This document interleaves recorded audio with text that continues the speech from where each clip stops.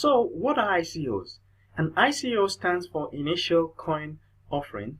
It's the cryptocurrency equivalent of IPOs, Initial Public Offering. And the concept of Initial Coin Offering just came out around less than 10 years ago. And the whole cryptocurrency blockchain thing started less than 10 years ago. So an ICO is a fundraising mechanism in which new projects sell their underlying crypto tokens in exchange for Bitcoin or Ether. So there are two things you need to note in this definition. The first one is that it's a fundraising mechanism. That is, startups that want to raise funds, instead of going through Kickstarter or going through investors, angel investors and all, and passing through the whole process, they go on initial coin offering. So what they do is they create a coin. Just write, a coin is basically some software asset, right? Just write a software to create a coin on a blockchain, and then they go and advertise to the whole world, create a website for it, then advertise so that people will come and buy their coin. So when you're buying their coin, you're basically buying a digital asset while you're giving them your money. So they are raising money, they are raising physical cash, which is fiat currency, in exchange while you are raising crypto tokens. They are crypto tokens, in the hope that in the future the project they are working on will succeed, and when their project succeeds, your tokens will be worth a lot more. Then you can sell your tokens and get back your physical cash. So that's the whole deal.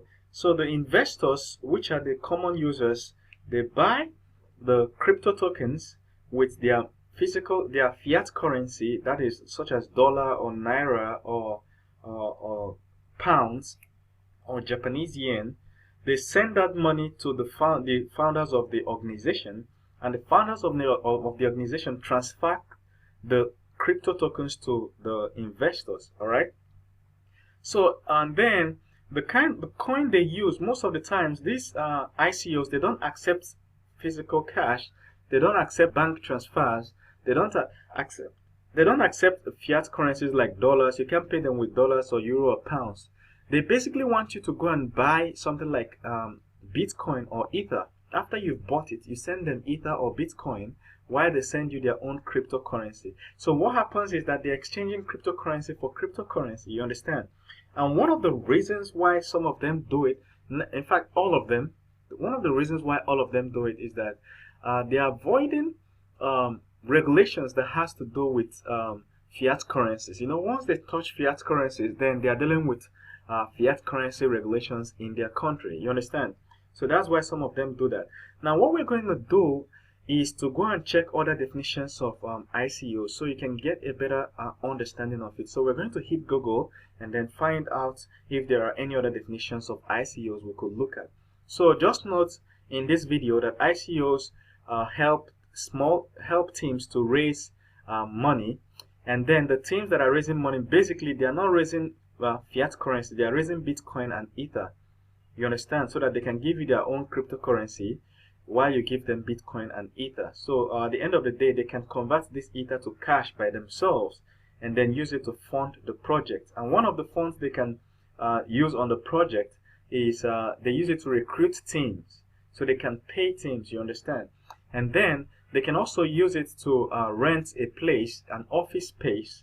They can use it to fund all aspects of the projects, you understand. And your hope is that at the end of the day, their project is going to succeed. And if their project succeeds, their crypto tokens will be more expensive, so you can then sell it and make more money.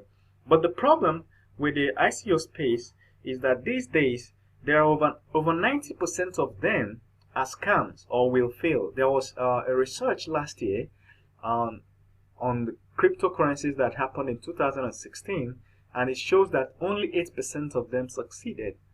You understand? All the ICOs that happened, only 8% of them succeeded. So the failure rate is very high, and you don't want to put your money, your hard-earned cash, into something that will fail, you understand? So that is the whole concept of this video. We'll use some tools to help you find out the ICOs that will succeed, and succeed in a very huge way, you understand? Instead of you making guesswork. You get what I'm saying? So by the time you're finishing this video, a lot of things will be clear to you, and you'll be able to use simple tools to find ICOs that will grow very, very fast. All right, so let's check out other definitions of ICOs.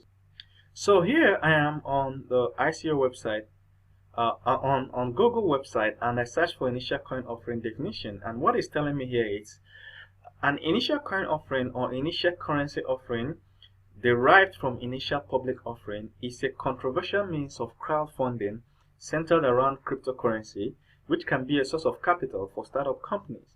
Now, of course, it's bordering on the same things we highlighted earlier, which is it's a means of raising money, crowdfunding, but then what they're actually raising is cryptocurrencies in exchange for their own newly created cryptocurrencies. And of course, as a source of capital for their startup or whatever they're doing.